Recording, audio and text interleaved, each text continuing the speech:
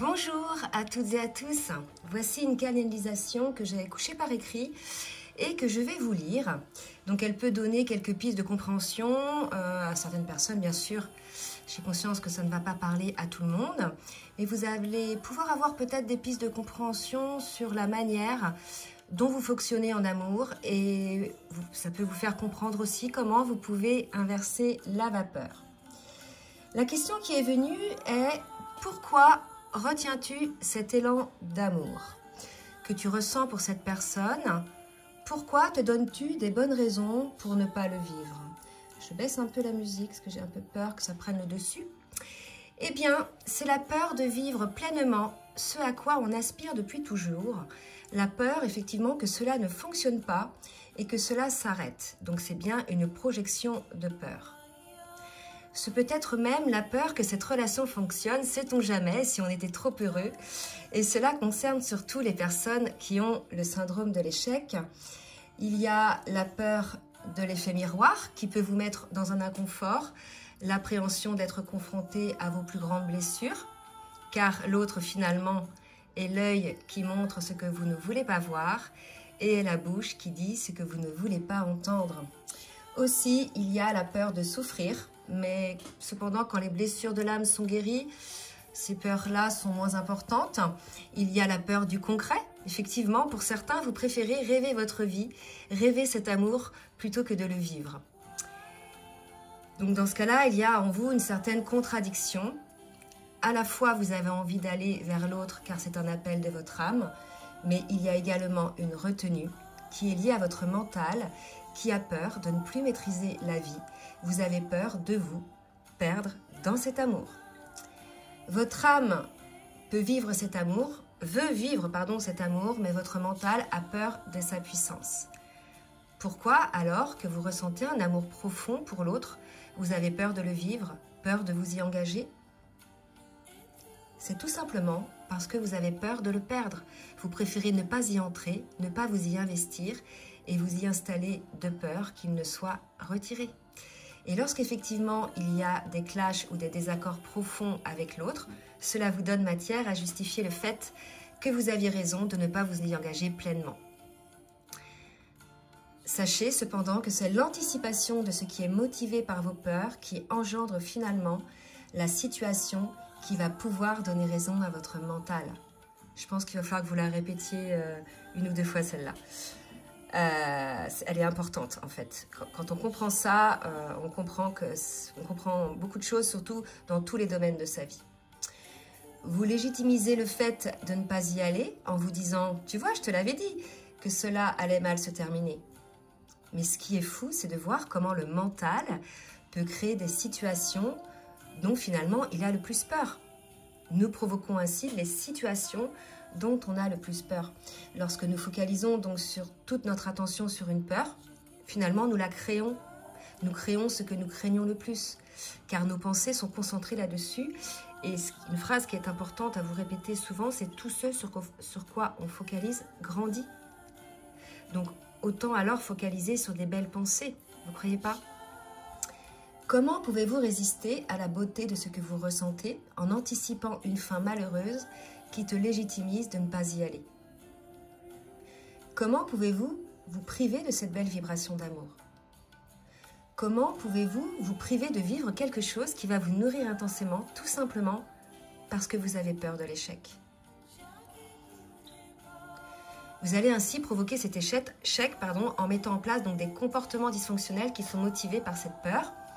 Et nous sommes la seule espèce sur Terre à faire cela, tout simplement parce que nous ne vivons pas dans l'instant présent. Nous sommes toujours dans la projection, dans l'anticipation que soit les choses vont bien se passer, dans ce cas-là tout est fluide et tout se passe bien et cette projection, je dirais, elle est assez positive. Mais vous êtes également parfois dans l'anticipation des choses, que les choses vont mal se passer et dans ce cas-là, vous faites tout votre possible dans la matière et c'est inconscient bien évidemment, pour justifier le fait que ça va mal se passer. Vous agissez alors contre vous-même, contre les souhaits de votre âme, parce qu'au plus profond de vous-même, ce n'est pas ce que vous souhaitez. Et c'est là que vient l'inconfort et la dualité que vous expérimentez, que vous ressentez. Alors cessez de vous projeter dans le malheur, dans la tristesse, dans l'échec, et croyez en vous, croyez en la vie, en cette force en vous, qui vous dit que vous le méritez, que vous avez le droit au bonheur, que vous avez le droit au meilleur. Ça va vous demander effectivement une certaine forme d'exercice conscient au départ, de fonctionner comme ça, mais tentez de le faire à chaque fois que vous vous surprenez à saboter une situation, parce que vous avez peur inconsciemment qu'elle se termine. Il faut vraiment essayer d'être conscient de ça.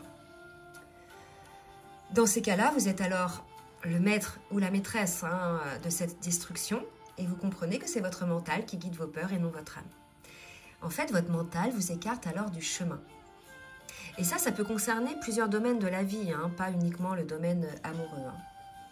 Et ce qui fait la différence entre ceux qui osent y aller, qui osent aimer et qui osent y croire, avec ceux qui n'y croient pas, c'est qu'ils se projettent tout de suite dans l'échec, ceux qui n'y croient pas. Et ceux qui y croient se projettent dans la réussite. Donc vous avez bien compris que c'est la foi qui va tout changer. Donc ayez la foi en vous, ayez la foi en la vie, cessez d'imaginer le pire. Ne l'anticipez pas, puisque vous allez ainsi le provoquer. L'homme avec un grand H est maître de son destin, responsable du chemin qu'il choisit d'emprunter. C'est à vous d'écouter ce que votre âme, votre intuition vous insuffle et non de vous laisser guider, téléguider même, je dirais, par vos peurs. Vous choisissez bien souvent un chemin contraire parce que vous êtes figé par des pseudo-contraintes que vous vous inventez par peur du regard des autres que vous craignez bien souvent. Tout simplement, dans ce cas-là, vous n'êtes pas dans votre vie, vous n'êtes pas à votre place, vous n'êtes pas dans la vie que votre âme a choisie pour cette incarnation. Et c'est la raison de cet inconfort que vous expérimentez, de ce vide que vous ressentez, car si je peux le dire ainsi, quelque part, vous êtes à côté de la plaque. Alors, soyez le maître et la maîtresse de votre vie, de votre destinée. Avancez pas à pas. Et là est la réponse, dans l'instant présent. Ce que vous ressentez dans l'instant présent est bien réel. Cet amour est bien réel. A contrario, ce que vous imaginez est faux, puisque c'est une projection. Ce n'est pas la vérité. D'où le mal-être que vous ressentez. L'amour, c'est ce qui fait vivre l'humain. L'amour est ce qui nous nourrit, ce qui nous donne des ailes. L'amour est libérateur. Si l'on s'aime soi-même suffisamment, on s'autorise à aimer la vie, à aimer l'autre. L'amour est l'opposé de la peur. Et lorsque vous êtes dans la peur, vous n'êtes pas dans l'amour pour vous-même. Vous ne vous autorisez pas à y croire. Vous ne vous autorisez pas le bonheur. Au cas où ce serait trop beau pour être vrai, sait-on jamais en fait. C'est un petit peu ça, vous voyez. Il y en a qui ont peur de la réussite aussi. Qui ont peur que ça marche. Vous voyez? Et lorsque vous avez peur, vous faites bien souvent tout pour que les choses ne fonctionnent pas. Bien évidemment, c'est inconscient. Et alors, vous vous sentez légitime d'avoir fait ce choix, de ne pas y aller, bien sûr. Et votre travail aujourd'hui est de ramener cela dans le conscient. C'est très important, car ce mécanisme vous appauvrit, vous vide de la substance de l'amour, de votre énergie en définitive. Vous fait baisser votre taux vibratoire.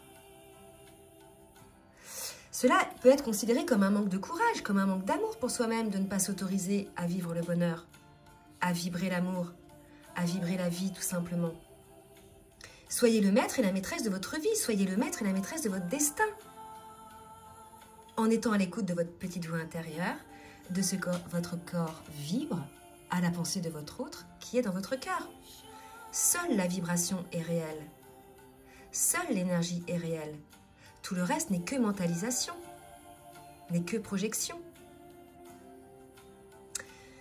Effectivement, cela demande du courage que d'oser de prendre le risque d'aimer et de se laisser aimer, parce que l'avenir est incertain. Mais finalement, cette incertitude est partout dans notre vie.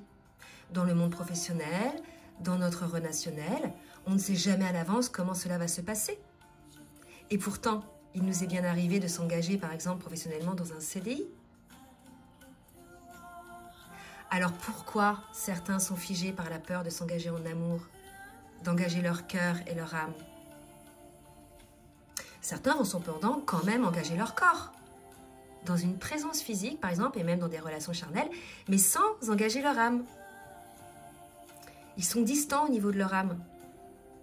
Et d'autres vont engager leur âme dans cet amour sans s'engager physiquement. sans engager leur corps dans la matière, dans la formation d'un couple. Ces déséquilibres sont eux aussi motivés par la peur inconsciente de perdre l'autre, de se perdre, d'être abandonné, d'être rejeté, etc. Et là, on en revient aux blessures de l'âme. Cela peut aussi provenir d'expériences amoureuses passées, douloureuses, qui n'ont pas été encore guéries ou pas encore transcendées, et pour lesquelles vous n'avez pas compris le sens de cette expérience, qui était tout simplement de vous faire grandir par la guérison de l'âme.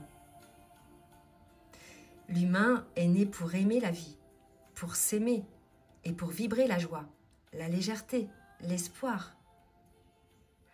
Alors sortez de votre prison mentale que vous vous êtes construit, libérez-vous du fardeau que vous portez et du mal-être qu'il vous fait vivre et avec lequel vous essayez de composer au jour le jour. Ceci vous épuise en énergie et ce n'est pas fluide dans votre vie. Suivez la lumière que votre âme vous montre, que votre âme vous insuffle. Cessez de lutter contre vous-même, contre vos sentiments que vous bloquez. Cessez ainsi de lutter contre l'amour. Et laissez-vous porter tout simplement par la vie. Prenez ce que la vie vous offre. Si la vie vous a mis cet amour sur votre chemin, c'est que vous êtes prêt pour le vivre. C'est que vous êtes prêt à le transcender et à le partager dans la matière, et non plus uniquement à le ressentir. Très vite, si vous êtes à l'écoute de vos ressentis en l'instant présent, vous aurez le vrai message de votre âme. Donc, ayez la foi au meilleur de ce qui vous est destiné, ayez la foi en l'amour que vous méritez, et cessez de répondre au côté sombre de votre mental. Voilà, c'était la fin de la canalisation. J'espère que ça va en aider plus d'un. Je vous remercie de bien vouloir liker, pour le juste équilibre entre le donner et recevoir. Et puis vous pouvez aussi partager si vous pensez que ça peut intéresser certaines personnes. Donc n'hésitez pas à laisser des commentaires bien évidemment pour faire part de vos conscientisations, de vos compréhensions. C'est ça qui est important pour aider le collectif. Et puis si vous souhaitez donc une guidance personnalisée ou bien un accompagnement sur votre parcours, comme d'habitude je vous laisse mon adresse mail en bas de la vidéo, dans la barre de description. Je vous souhaite une belle journée et je vous dis à très bientôt. Bisous bisous.